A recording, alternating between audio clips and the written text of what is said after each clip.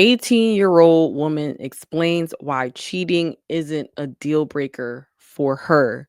Now, I'm about to play the video, but before I start, I do want to say that this remind me instantly of how people be like cool with like going to the strip club with your significant other.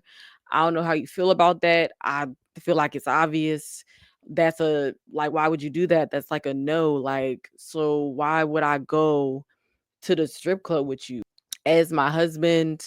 I mean, the strip club in itself is a gathering place for cretins. I'm just gonna be completely honest. Like, it sounds how it sounds. It sounded harsh, but when I say that, I'm talking about the demons. Okay, not necessarily the people. We're all going through this battle. The demons that be in there, just like a cesspool, like probably walking their human. Like, that's how it is. And how, like, I used to think that's crossing a line, and you're trying to be cool and hip just so that it takes away from you feeling like it's cheating. Now it seems women are just like cool with cheating. Like, is it gotten that bad? But I'm gonna play the video that you know my thoughts. I also want to know yours. What's your age? I'm 18. Let's say we're together and I'm paying all the bills and taking care of you, but I cheated on you. Would you give me another shot or would you leave? I would give you another shot. Of course I would. If you're taking care of the things and, we can have a simple conversation to establish, the exclusivity of our relationship, then I understand. But if you have one slip up, then I can't really say nothing. You're taking care of everything. My duty is to suck, fuck, and shut the fuck up at the end of the day. Suck, fuck, and shut the fuck up. Yeah. Where'd you get that from? Well, I realized that a man, after a long day of work and he wants to pay, he's paying for all the bills. He's, taking care of all the duties, fixing the plumbing, fixing all the stuff that a woman wouldn't do. I do want to give him his time to breathe afterwards. I need to pleasure him. I need to make sure he's fed and happy. And then I'll be able to kind of talk to him. But I want to really make sure that my man has everything he needs and to support our family and not be overly stressed out. I don't need to create problems with him crying over the phone because he liked another girl's Instagram photo. It makes no sense. What's your age? I'm 18. So that was a very, very interesting, and I didn't think that was gonna go that way. In this world with a whole lot of feminists, and they talk, he has to deal that, this, that, and the third, and all of that, those type of topics. It was slightly refreshing. Hear me out. Hear me out. Before we get into this, I want to read just a couple of these comments. It says, she's 18, you're interviewing kids, bro. Yeah, do all that and watch him run circles around you, mama. This one says, it only takes one slip up for him to give you something life altering, but okay. All right. So there's definitely like a mixture in the comments, which is definitely interesting. Even the men don't like her answer. The new adults are programmed for transaction, not love and union. True shit. Touche, touche. So here's what I think on this, okay? Hear me out. I partially, and that's a small part, agree with what she's saying. And then the rest of it is just, it just went out the window. Okay, because she's setting example to make it look like women who are submissive to their man, they're just they're she's making them look dumb. Because yes, it is important to be a help to your husband. It's important to give him to be at ease for him, to make him like have, good pleasure, to pleasure each other, right?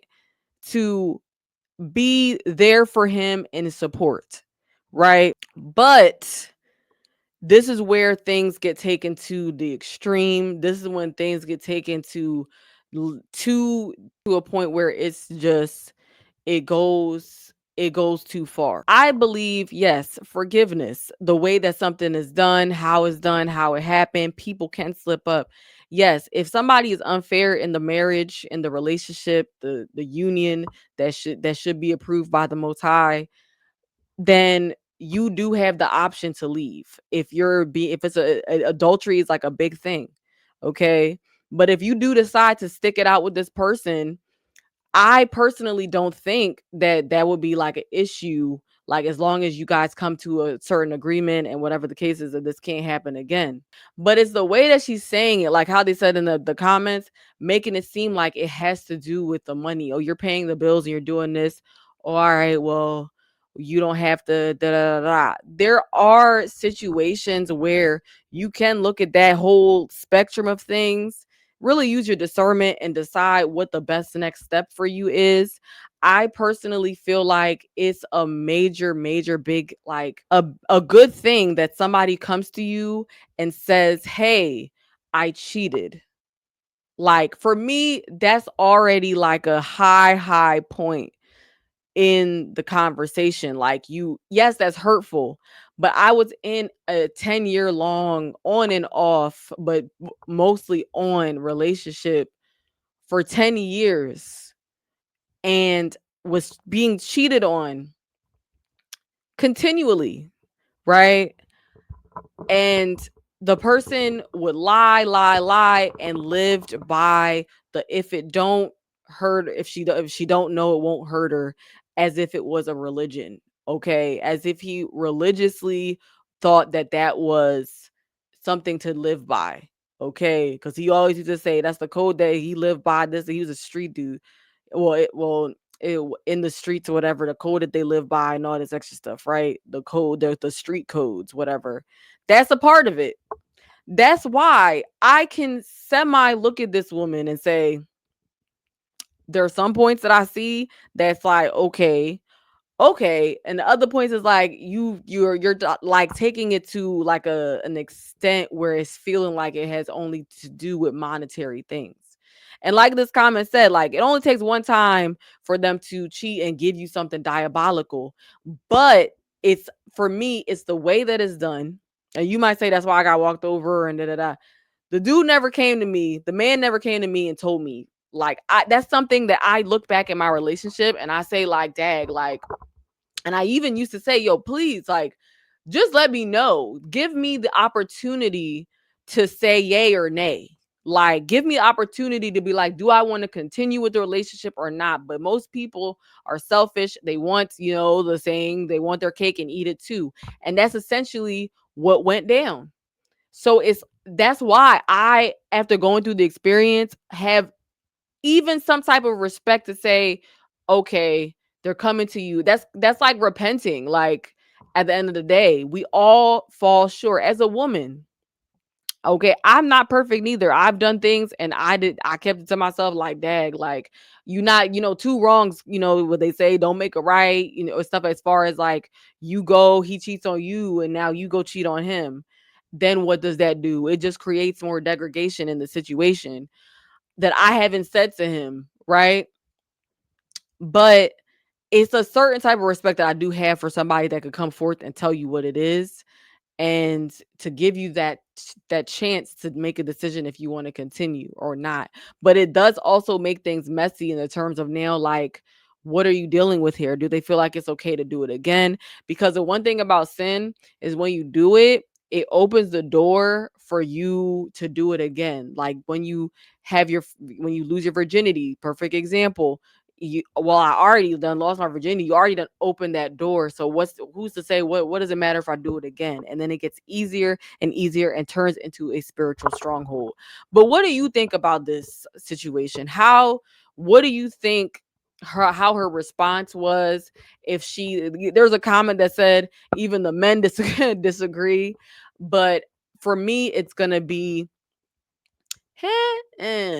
like, there's certain things, it's like, yes, I don't know, being in this world where it's so many feminists, oh, in order to date me you have to pay $3,000 and stuff like that. Hearing this is a bit refreshing. She is, in my opinion, on the right track, especially as an 18-year-old. She does look like she's has, like, her heart is in the right place as far as what learning and trying to take things on, because a lot of people will end marriages over small things. Not saying cheating is a small thing. Adultery is not a small thing, but the fact that she's even like saying, dag, you're providing, you're doing this, you're doing that, this and the third, let's have a conversation about what takes place moving forward. Because remember, now there could be there could be youth involved. You know what I'm saying? And that is very traumatic for a son, a daughter, to witness a breaking away of their parents' relationship. Like, people don't be considering that. Like, I'm not saying, oh, this isn't a huge offense, and that's exactly why, because it can break apart the family. But it's important to note that at least we could sit down and have a conversation about what the next steps are looking like in this crucial moment. Take a step back, relax from each other, think, breathe, pray, meditate, and ask the Most High, what should we do next? Should we continue? What should we do? Is this person's heart in the right place? Is that why they're telling me this? Because they really see the faults in their ways, and by accepting this person back, just maybe that things will work out for the better, and that they learned why it's a bad thing by being able to see that, wow, I was about to lose my whole family, but she's choosing to forgive me. Maybe that could, this is just examples. Always take it to the Most High. Okay. But with all that being said, and speaking of family units and whatnot, I'm a single mom. I went through a lot. I've have to face my consequences in the face every single day. Not now. Hopefully, you understand how I said that. I love my youth. I love my sons and my daughter. I'm financially dealing with burdens, emotionally, spiritually dealing with things on a daily basis, having to literally live in the fact that I've made such a lethal decision in sleeping with the wrong person, and not listening to the things that God tried to show me along the way, before becoming a mom, while becoming a mom, and afterwards. He I've comprised all of these things in a book, things that people aren't really talking about, or things that you aren't really allowed to talk about on the internet, which is a red flag within itself, of these consequences, documenting what happened, in hopes that you don't make the same decisions, you don't make the same choices, and have the ammunition of knowledge to not have to go through that, because I already went through this type of testimony that I had to go through, that God protected me from. So if you do enjoy the content on this channel and you want to show your support, you could click the link in the description. It is the digital download with all the links to videos and stuff like that, and websites into the digital download. But I do see the people out there. Thank you for liking, sharing, commenting, and subscribing. I am on my way to 1,000 subscribers. As of now, the 722 of you out there, I really do appreciate you coming through and choosing to be edified through this content, through the testimony that God let me go through. I'm able to like peep certain things and see certain things about certain situations based off of my pitfalls. Okay. But with all that being said, of course, seek the Most High. God gave us this opportunity through his son Christ to be able to spend the eternity with him. He's creating houses out there, homes, mansions for y'all. Okay. Like, I don't know where I'm going. I just be hoping that is with him. But you have this opportunity. Seek him and ask. Okay. And you should find out. Okay. But just be prepared, because the answer might shock you. But with all that being said, stay spiritually sober on these spiritual streets. God loves you. I love you, but God loves you way, way more. Peace.